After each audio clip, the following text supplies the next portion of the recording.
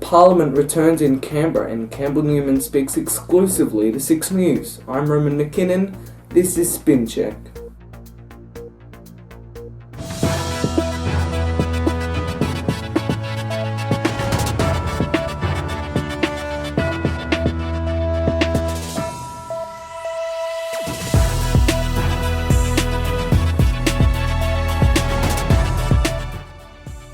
Good evening. As we've all heard by now, it's back. Parliament has returned in Canberra just over 100 days since the previous Parliament was dissolved. In case you missed it, we saw a number of independents sworn in.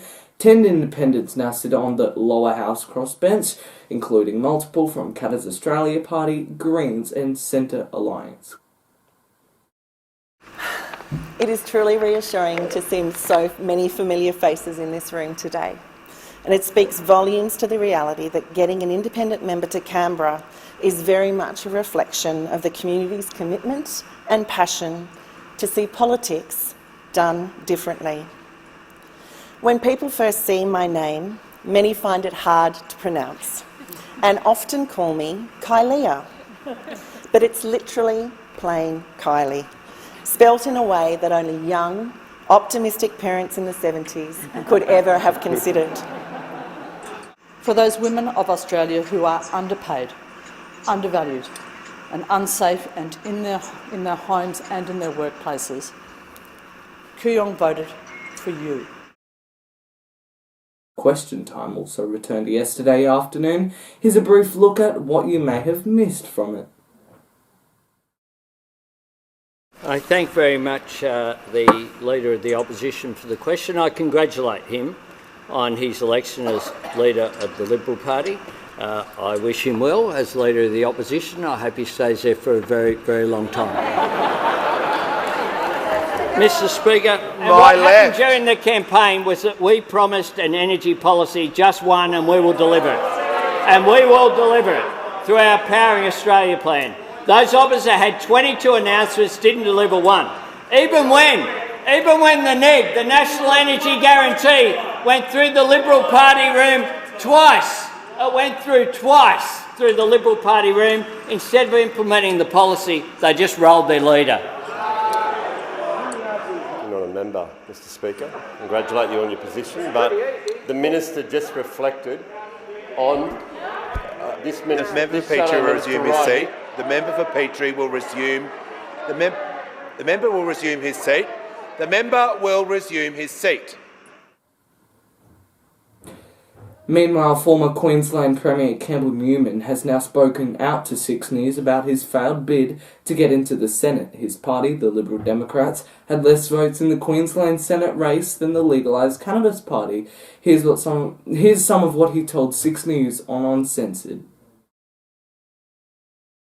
Now, the LDP was banking on your familiar name for Senate votes in Queensland, but that didn't turn out to be very successful, did it? Because the legalised Cannabis Party, a party with almost a spectacular result. Was it a bit embarrassing then that they had more votes than your party? I think they had a really good position on the Senate ballot paper for starters, and I guess it'd be interesting to try and do some research on why people did give them a vote.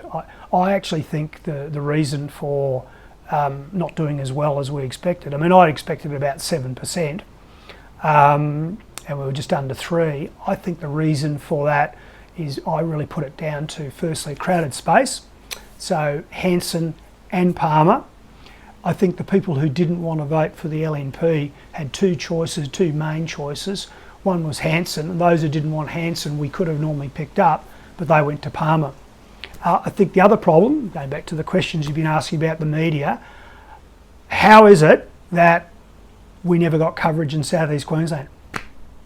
So that's a big issue. So when I went regionally to places like Cairns or Roma or Gladstone, Rocky, you name it, the local media always wanted to talk to us. In South East Queensland, try this, in 9 months, apart from the day I announced that I was running, I was never interviewed by 9 or 7 in 9 months. In a 9-month period, I was never interviewed by ABC TV.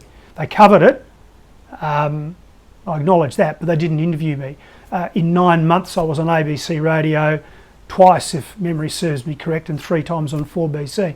So if you can't get coverage despite your best efforts, and you'll get this complaint from Palmer's people and also from One Nation as well, I'm confident of that, but if you can't get coverage, how do you punch through? The bottom line, Connor, is I reckon on election day there was a majority of Queenslanders didn't even know I was running.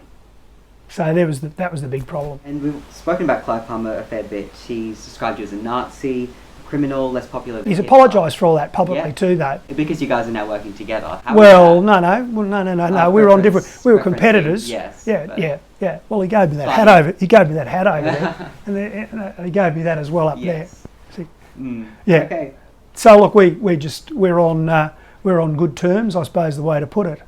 Yeah. And how did you sweep that under the carpet? And How do you mean? like, how did you sweep all these things he said, and you're now just working together? Like, Well, you've not got to be working tough. Well, together. you've got to be tough in politics, and you've got to be robust, and you've got to be politics. Together. I'll work with anybody for the future of the better future of Queensland or the nation.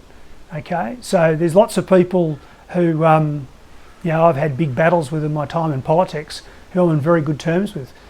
For example, my former opponent in Brisbane City Council, David Hinchliffe from the Labor Party. He was the guy who ended up being commissioned to paint my official portrait as Premier. So life's too short to just have enemies. And if if the battles have gone on or moved on, or the game is different, it's changed, then you've got to be flexible enough to change. And don't forget, you can see that full interview on the 6 News YouTube channel right now with Chief Reporter Connor Alforquet. And that's Spin Check for this Thursday. Thanks so much for tuning in. A reminder, we'll have more news and headlines at 8 PM Eastern this Sunday. For now though, I'm Roman McKinnon. Thanks for your company. Good night.